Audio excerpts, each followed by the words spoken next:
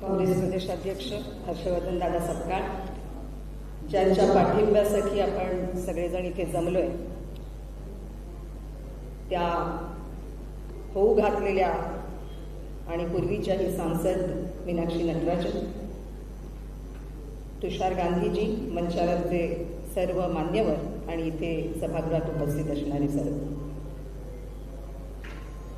भारतीय जनता पक्षाला सत्तेतून पायउतार का केलं पाहिजे याची जी 10,000 कारणं आपल्याकडे आहेत, त्या 10,000 कारणापैकी सर्वात महत्वाचं कारण हे आहे की संसद त्यांनी वाऱ्यावर सोडलेली आहे. लोहियांनी जुनं म्हटलेलं होतं की जब सडके सुनी हो जाती है तब संसद आवारा हो जाती है, आणि त्याच प्रकारची संसद आपण आज बघतोय.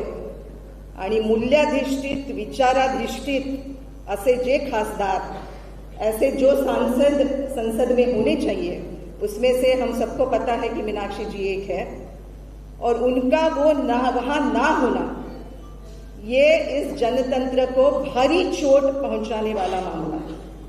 त्यामुळे 10,000 कारणांपैकी एक महत्वाचं कारण की संसदेमध्ये ज्यांची उपस्थिती असायला हवी, अनिवार्य असायला हवी, त्यांची उपस्थिती नसणं आणि ती रद्द करायला इतके विकृत प्रकारचे खेळ खेळले जाणं, डावपेच लढवलं जाणं, हे जर हाणून पाडायचं असेल तर या पक्षाला सत्तेतून उतरवलंच पाहिजे. आणि त्याची अर्थातच राजकीय पक्षांच्या खांद्यावर मोठी जबाबदारी आहे. मी भारत जोडो अभियानच्या वतीने इथे बोलायला उभी आहे.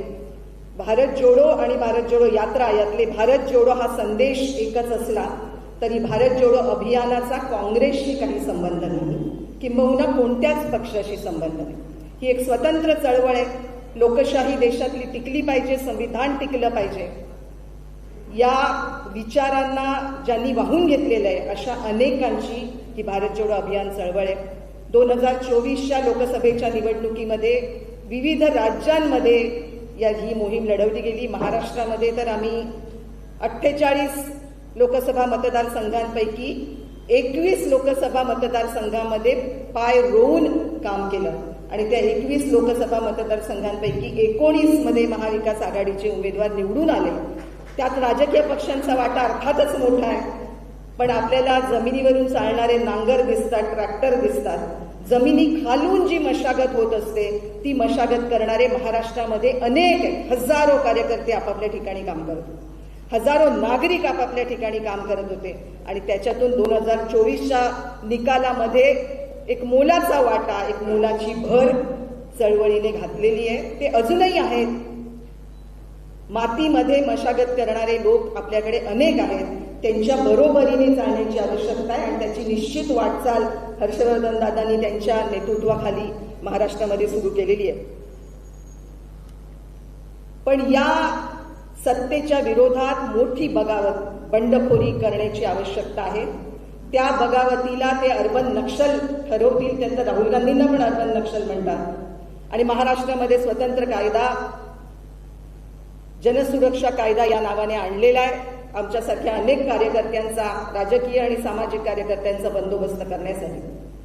पण त्याच्या विरोधात लढताना एक महत्वाची गोष्ट लक्षात ठेवली पाहिजे की आज जे सत्तेत आहेत त्यांना कधीच लोकशाही मान्य नव्हती, त्यांना या देशाचं संविधान मान्य नव्हतं, आणि ज्यांना देशाची व्यवस्था मान्य नसते ते खरं तर नक्षलवादाच्या व्याख्येत मोडतात. पण यांना नक्षलवादी पण म्हणता येणार नाही, कारण खरे नक्षलवादी गरिबांसाठी लढतात. हे फक्त अंबानी अदानींसाठी आणि धनाढ्यांसाठी लढणारं सरकार आहे आणि त्याच्यासाठीच लोकशाही संपवत जाणार आणि एकाधिकारशाही आणण्याची वाट त्यांनी पुढे आणलेली आहे. ते खरे देशद्रोही आहेत. त्यामुळे आज सत्तेमध्ये बसलेल्या देशद्रोही, लोकशाही विरोधी, संविधान विरोधी ताकदींना संपवण्यासाठी मोठी मोहीम पुन्हा एकदा उभारण्याची गरज आहे.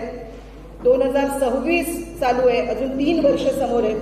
महाराष्ट्रामध्ये कोणत्याही परिस्थितीत जी 2024ची महाविकास आघाडी आणि जनचळवळींची जूट एकत्र होती ती जूट पुन्हा एकदा कायम राहिली पाहिजे. आपल्याला आठवत असेल की महाराष्ट्राचे मुख्यमंत्री देवेंद्र फडणवीस यांनी जनसुरक्षा विधेयक टेबल करताना भारत जोडो अभियानचा उल्लेख केला आणि हे उतरले म्हणून आम्हाला हार पत्करावी लागली असा उल्लेख करत ते म्हणाले की यांचा बंदोबस्त करण्यासाठी, आणि ते आता आमची सर्वांची पाळंमुळं खणतायत, खोदतायत आणि आम्हाला कशा प्रकारे नक्षलवादी ठरवता येईल याच्यासाठी पुढे लागलेले आहेत. कायदा पुढे आलेला आहे. पण आजच्या घडीला मला 2 गोष्टी महत्वाच्या सांगायच्या आहेत, कारण इथे सगळा जाणता श्रोता वर्ग बसलेला आहे, राजकीय दृष्ट्या सजग असणारे, माझ्यापेक्षा अनेक ज्येष्ठ आणि राजकारणाची पाळंमुळं माहिती असणारे लोक आपण समोर आहात.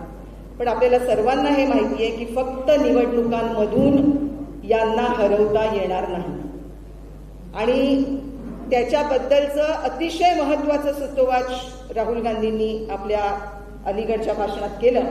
आणि ते जे म्हणाले की रेझिस्टन्स, प्रतिरोध, त्या रेझिस्टन्सची चळवळ पुन्हा एकदा महात्मा गांधींनी सविनय कायदेभंगाचा मार्ग आपल्याला सगळ्यांना दिला होता.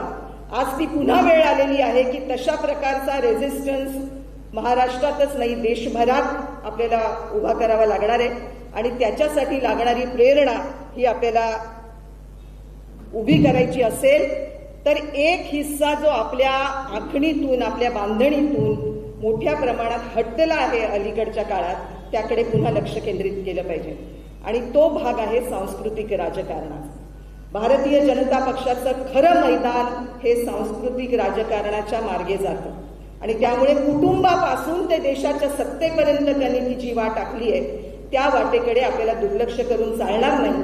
कल्चरल पॉलिटिक्सवर मी दादांनाही अनेक दिवस सांगते आहे की मी एक खूप महत्वाची सर्व क्षेत्राचा समावेश करणारी मांडणी तयार केली आहे. मला संधी द्या याबद्दल बोलायला विस्ताराने. सांस्कृतिक क्षेत्र म्हणजे फक्त गाणी बजावणं आणि नाटक आणि मनोरंजन आणि सिनेमाचं क्षेत्र नाही. संस्कृतीचा सगळा जो पट आहे, जो कुटुंबापासून देशाच्या सत्तेपर्यंत जातो, त्या प्रत्येक पटाच्या प्रत्येक पायरीवर त्यांनी त्यांचं राजकारण रचलंय, आणि ते कसं रचलंय याची पोलखोल करून त्याला शह देण्या इतकी आखणी आणि संघटनात्मक बांधणी आपण जोपर्यंत करत नाही तोपर्यंत यांना खऱ्या अर्थाने शह देता येणार नाही. आणि त्यामुळे त्या अंगाने सांस्कृतिक राजकारणाची बांधणी आपल्याला तळापासून, पायापासून करावं लागेल. कारण मतं देण्याच्या खूप आधी संस्कृती मन जिंकून घेत असते, आणि ती जिंकणारी मनं त्यांनी या देशात, जो गांधींचा देश आहे, जो शिवाजी महाराजांचा देश आहे, जो बाबासाहेबांचा देश आहे, तिथे हे मनुवादी रुजतात. आणि आज संघाला 100 वर्ष होताना आणि महाडच्या क्रांतीला 100 वर्ष होताना, मनुस्मृती दहनाला आता 100 वर्ष, शताब्दी वर्ष सुरू होईल, आणि 14 तळ्याच्या सत्याग्रहाला सुद्धा 100 वर्ष पूर्ण होतील. ही 100 वर्ष 2 बाजूनी 2 प्रवाह चालू आहेत, पण मनुस्मृतीच्या पुनरुज्जीवनाचा आवाज दमदारपणे उठू लागलाय, आणि संविधानाला मागे खेचणारा त्यांचा प्रवाह अतिशय मजबूतीने पुढे जातो. या 2 गोष्टी लक्षात घेत आपल्याला आपला प्रवाह अधिक रुंदावत जावं लागणार आहे. हे आम्हाला नको, ते आम्हाला नको, त्याची मापं एवढी, आमची मापं एवढी, हे आता सगळं बाजूला ठेवावं लागेल. आणि एक सर्वसमावेशक जी हाक राहुल गांधींनी भारत जोडो यात्रेतून दिली, ती हाक पुन्हा एकदा वेगवेगळ्या मार्गांनी आपल्याला पुढे नेत राहावी लागेल. आम्ही यावर्षी 26 नोव्हेंबर संविधान दिन रायगडावर साजरा केला. दादांचं खूप सहकार्य मिळालं. रायगडच्या मधल्या सगळ्या आपल्या काँग्रेसच्या सहकाऱ्यांची खूप मदत मिळाली. पण यावर्षी रायगडावर शिवाजी महाराजांना संविधान दिनी सर्व धर्मीय, सर्व जातीय मानवंदना देण्यात आली. वारकऱ्यांनी वर रिंगण धरलं आणि हजारो लोक गडावर ही मानवंदना देण्यासाठी होते. आपण वेगवेगळ्या प्रकारे सांस्कृतिक राजकारणाचा पट उलगडत गेला पाहिजे. तो बाजार क्षेत्रात आहे, तो कामगार क्षेत्रात आहे, तो डेव्हलपमेंट मॉडेल्समध्ये आहे, तो टेक्नॉलॉजीमध्ये आहे, तो शिक्षणामध्ये आहे, तो इतिहासामध्ये आहे. या सगळ्या जागा शोधून काढत काँग्रेसच्या अनेक विंग्ज आहेत. सर्व पक्षांकडे अशा विंग्ज नाहीत. एवढ्या कमिट्या ज्या आहेत त्या सर्व कमिट्यांनी, कल्चरल कमिटीने हे अगदी बारकाईने समजून घेतलं पाहिजे. ओबीसी कमिटीने याच्यातले खूप असे मुद्दे आहेत जे समजून घेतले पाहिजेत, आणि त्याची आखणी करत, संघटनात्मक बांधणी करत आपल्याला पुढे जावं लागणार आहे. रस्त्यावर उतरणं आणि आपला प्रेझेन्स दाखवणं हे अनिवार्य आहे, त्याशिवाय चालणारच नाही. आणि अजून एक खूप मोठी पोकळी जी आपल्याला भरून काढायची आहे ती म्हणजे संयत आणि सुसंस्कृत भाषेची.